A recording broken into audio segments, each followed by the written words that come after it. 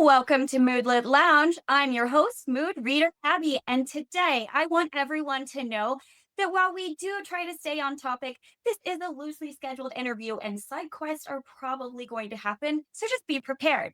Today, we cannot wait for you to meet the wonderful fantasy author, Hillary Raymer, and talk about her newest book, Lore of the Wicked Wood, coming to readers just like you in September 23rd.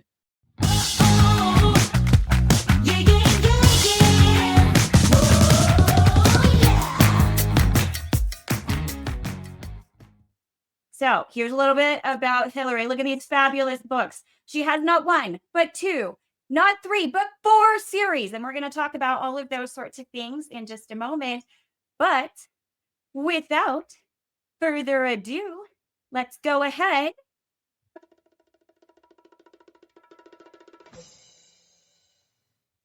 Let's go, Hillary Raymer. Hi. I'm an author of fantasy and romance. Sometimes I smash the two together.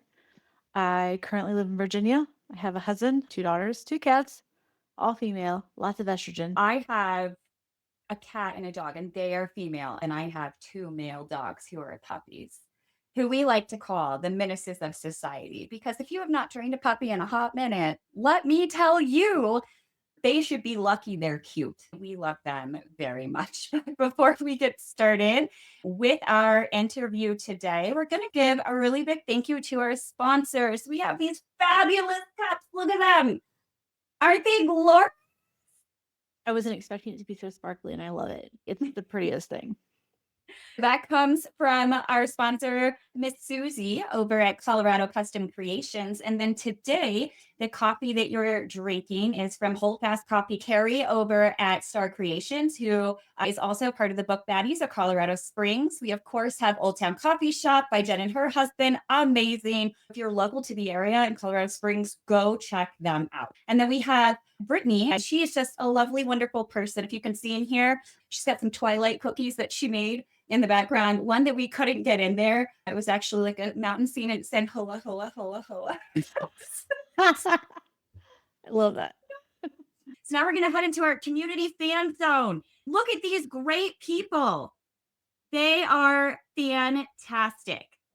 You had somebody literally make a necklace and send it to you, had somebody do a book rebinding. You have people on Instagram who have your OGs who bought the perfume. Look at them. Look at OG covers. Signed copies. I have all of these things because I also got that promo box. Tattoos that you had made with people. I mean, that's just incredible to me. Like, how does that make you feel? Popular. I'm gonna be popular. Yeah, it's kind of surreal sometimes. And I feel like sometimes I get so in my head and, with imposter syndrome. And then I'm like, wait, there are people out there who follow me, who care about what I'm, who can't wait for the next book. To have those kind of interactions, it's always like a snap back into reality. Hey, this is your life now. Enjoy it. On the most hilarious review of you today. If you know me, you know I'm an absolute slut for anything Hillary Raymer puts out. I have not read a book that was not 5 stars for me. And I read that and I cackled. So you have a true Fantastic. For a split second, I thought you were going to tell me like the one review that I accidentally saw where the girl hates Maeve, but she loves my writing so much that she keeps reading all the books. And I was like, well, I guess that's a compliment.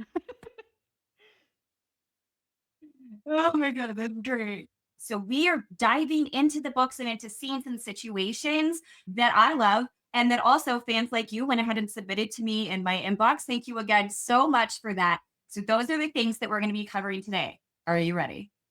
I'm ready. We are going to start in Faeven. The Faeven Saga is finished. It has 4 books that's complete. I know it's kind of described as Rapunzel, but with stabby vibes, and we are a fan. So these are the covers that you actually had redone. Yes. But for the stands out there, let's just talk about the OGs because they will always have a special place in my heart. And they're hard to buy. You can't go on like Pango Books or eBay. I was curious. You can't really find them on there. If you go anywhere, they're all sold out. And this artwork that you had, I really like that some of the artwork that you pick out kind of has this anime fashion to it. I actually noticed that about a lot of your artwork. Do you like anime? I've actually never read or followed any anime. I think the only thing I've maybe kind of ever been into was Sailor Moon. I really like the style a lot. I feel like it works really well with fantasy. I think so too. So the print that we're looking at for all the reviewers, whether you're listening or you're watching, is done by Saltese. She is on Instagram. That is her handle. And this is just a really wonderful photo of Tiernan. Spoiler alert. I did my due diligence. I forgot to start it off this way. All the spoilers are coming. Tiernan, who is her fated mate, and then Maeve covered in this pink dreamy sunset scape. And it's great. If you're like, well, I know that's a spoiler, and I love fated mates, so that doesn't really bother me. What am I getting myself into? Don't you worry, because Hillary has fantastic marketing. Do you like pierced pins? Skilled with a dagger, if you know what I mean. Loves fiercely, well versed in sarcasm. Dislikes tea. I don't remember that. Why you don't remember him disliking tea? It's her. Are we still doing spoilers? Doesn't matter. Yeah, no, we're all to Okay. spoilers. That was because her mom would make her drink tea, forget, and stuff like that. I forgot, but yes. Let's talk about my favorites. Are you ready? My favorite Kindle quotes. We know that Maeve has stabby vibes. And in case you're wondering how stabby these stabby vibes are, allow me to read you a little snippet. Now, listen, people, I am not an audio narrator by any means of the spectrum. So you're going to have to just hang in there with. We are at this situation where Maeve has walked into Tiernan in a very compromising thing with the Queen of the Winter Court. She's half naked, wrapped around him, and she's like, "What the French toast?" And so because they're mates. So he goes into her mind and he's like, "Stop those vile thoughts at once." And she's like, "If you slip into my mind one more time, I'm going to cut off your dick and force Merrick to wear some fucking necklace." Throne of Dreams is my all-time favorite book from that series. Most of these are from Throne of Dreams, or another one where he's being pissy and they're going back and forth. And she says, "We wouldn't want the High King to be caught with Rowan's leftovers, would we?" Slay, slay. Yes. I know this was commissioned for the Bookaholics perfume. If you go on there, you can find them on Etsy. I had not seen this print before, and I love it. Maeve is inside this autumn type forest. She's sitting here. She has never looked more autumn, in my opinion, than in this photo. You guys can go check out Bookaholics perfume. They are officially licensed products by Hillary Raymer. And then I also found this one. You can find them on Instagram. And this photo of Maeve just makes her look so soft. So she's got her blush pink hair that's there. She has this black corset on that has this really fine diamondy detail at the top. She has her necklace on, and she just looks soft and feminine. A lot of times she doesn't look soft and feminine as the book series continues because she's in war. One of my all-time favorite scenes. Let's talk about. We already know that Maeve is fucking pissed about Tiernan and the Queen of the Winter Court, and she's not having it. And so she has her full Cinderella moment. She comes to the top of the stairs and she's like, "Oh yeah, bitch, you want to play? That's fine. I'm going to show up basically naked." And so Yeah, she great. does. She walks down the stairs like, "Yep, sure am." And then, here's Carradine, and she's like, "What the fuck did you do?" And he was like, "I'm working on it." She was like, "Fucking fix it." And he's like, "I'm trying." And I love that her response was, "Do better." Honestly, that's what he gets. So they go through the ballroom for those of you who are reminiscing with me in this book. And those of you who haven't read it but don't mind spoilers, she tries to make him jealous by dancing with the captain of the guard for the Winter Court Queen. He's not trying to make anyone's jealous. He's just trying to be a good host. But he's like drinking and then like, "Who the fuck is looking at my mate? She's like naked. Who's checking her out?" Finally, he goes up to her and that's it. We are done. And here is one of my all-time favorite lines from that scene. All right. "We are going back into that ballroom and you're going to stay by my side for the remainder of the night." No. Her dismissal was clear. "You are mine," he growled. "I won't have you acting like a shameless flirt and throwing yourself at the feet of unworthy males. just because you think it's my jealousy that you crave, not the actions of an archfey. It's the behavior of a common whore. Fuck you. That's what she said. And then she slaps him across the face, and he's like, what the fuck? I love that scene.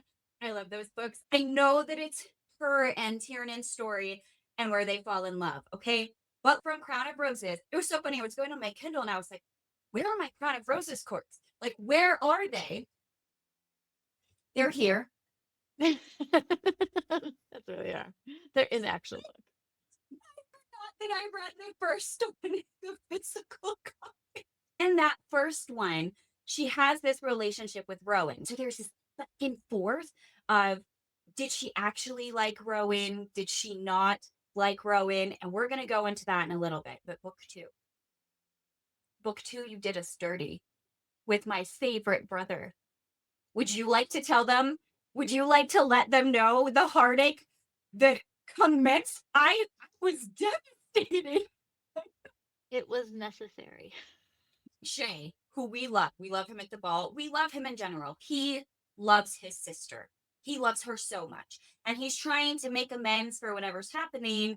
There's a situation where he dies. How dare you? He Listen, dies. he's killed. But you have to remember, in the beginning, he didn't necessarily know Maeve was his sister. And then I feel like what makes it even worse is it's the other brother that does it.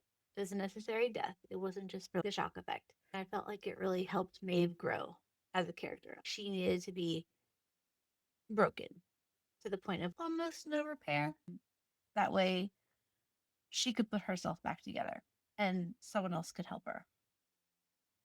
And as we're sitting here, Garvin is the name of the other brother who's fucking evil as shit. And he gives no fucks that he's attacking his siblings. He does not care. And he kills us with this last line.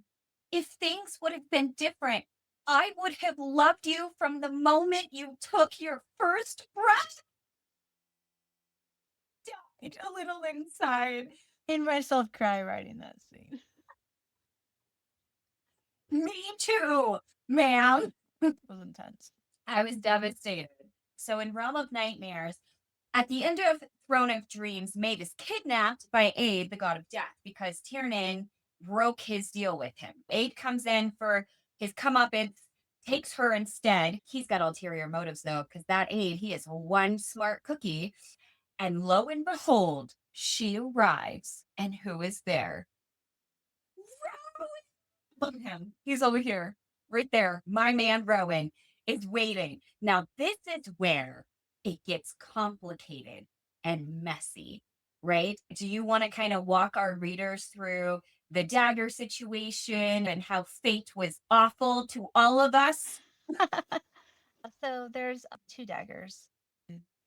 One belongs to the Night Weaver, and the other one belongs to the Dawnbringer, which are Rowan and Maeve, respectively.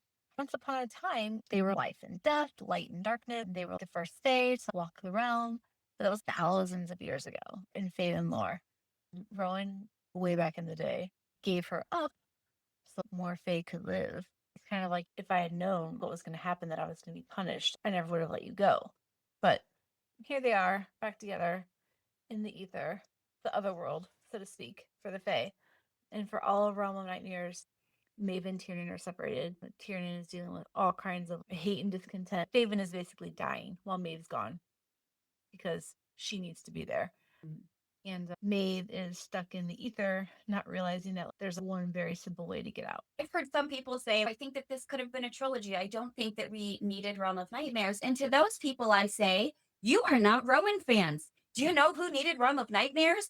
I did. I needed Realm of Nightmares so I could have some sense of closure. They're not necessarily wrong. I mean, originally it was going to be a trilogy, but I didn't want to put Realm of Nightmares and Void of Endings into one book because it would have been like this thick. And for a lot of people, that's not manageable. So that's the only reason I split it. Otherwise, it would have been incredibly large. I love that you did not do that because I needed a sense of closure. I don't know that we get the closure because it's just complicated and messy. And we feel for Rowan. So if you go into there, she ends up going to the theater with Aid. Rowan is there. They go through this story of their history. He ends up leaving early because he becomes very emotional. Now, for the most part, he is very respectful of the fact that she is with someone else. He doesn't like it, and he doesn't have to. Considering his history, how could he? In book one, he literally sacrificed himself again for her, hoping, waiting in the ether that she was going to come and then they could finally be reunited, only to discover that the world was so cruel to them. It was so cruel to him specifically, but even to Maeve, she really struggles with this decision. She Yeah. feels awful. And what's also crazy is because she is the reincarnation, she feels both. That brings us to the scene where here's Rowan, and he's like, maybe it wouldn't feel like a piece of my soul is carved out every time you're destined for someone else. And she's Yeah. like, you can't mean that. She is just trying so hard. I care about you. I need you to stay in this lane. Equally respecting that he's not there and why he's not there. It's not like he's not accepting it because he's an asshole. Right. He's just not accepting it because he doesn't know how to, right? He thought his whole life something was going to be different. It's a lot. He's a complicated character. And I know a lot of people are like, oh, it's a love triangle, but it's really not. In book one, Maeve has no feelings for Tiernan. And then things start to change, where she realizes that her feelings for Rowan were more superficial. I've made the mistake of seeing some reviews, the questioning of how she acts. And I have to remind people, I'm like, hey, she's never had any kind of love, any kind of affection. Of course, she's gonna jump with the first guy that's like, I think you're really pretty. Because she's been so closed and shut off from emotional affection and physical affection the majority of her entire life. Go ahead and put yourself in her shoes. How would you react? We know Tiernan is keeping something and he kind of pieces it together, but I didn't fully understand that until we saw the play, until he's telling her the story, like, I have a fairy tale for you. And then they see the play and she's like, oh my God, that's me. Would it be fair to say there was a part of her that recognized his soul that goes with hers?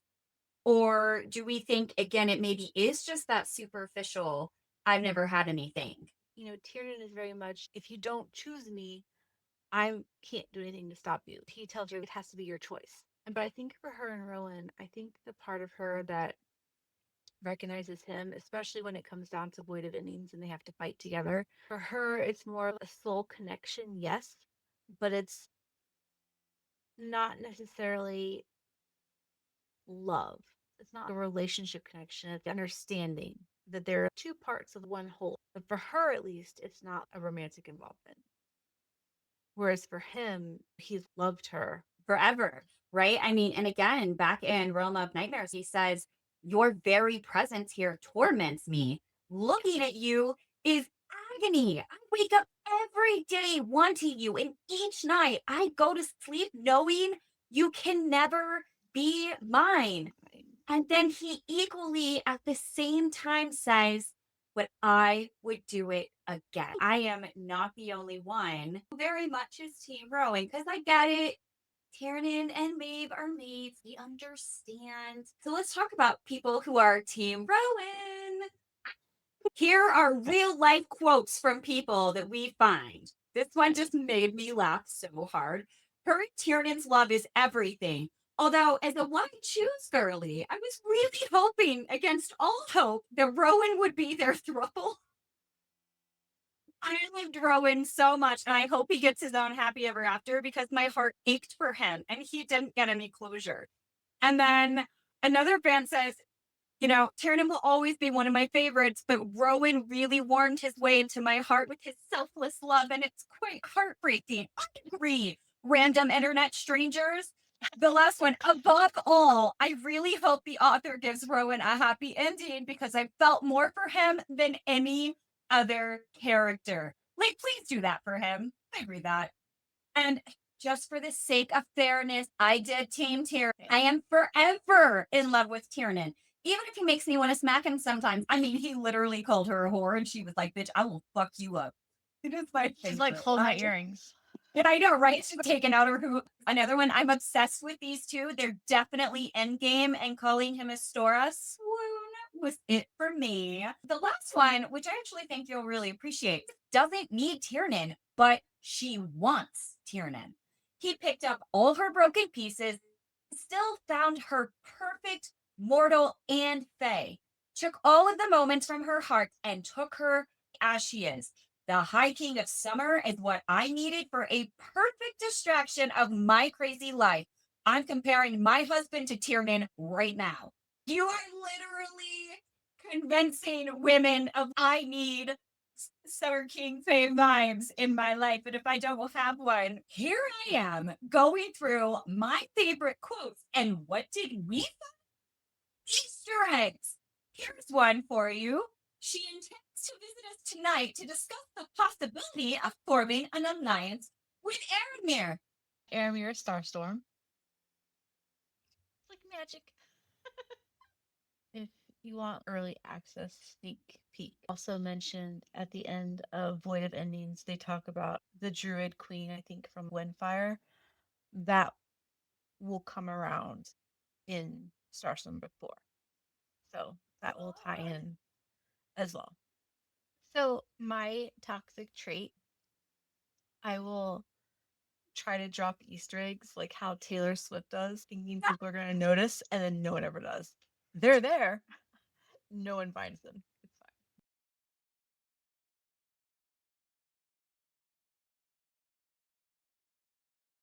That was part one in a mini mood series featuring fantasy authors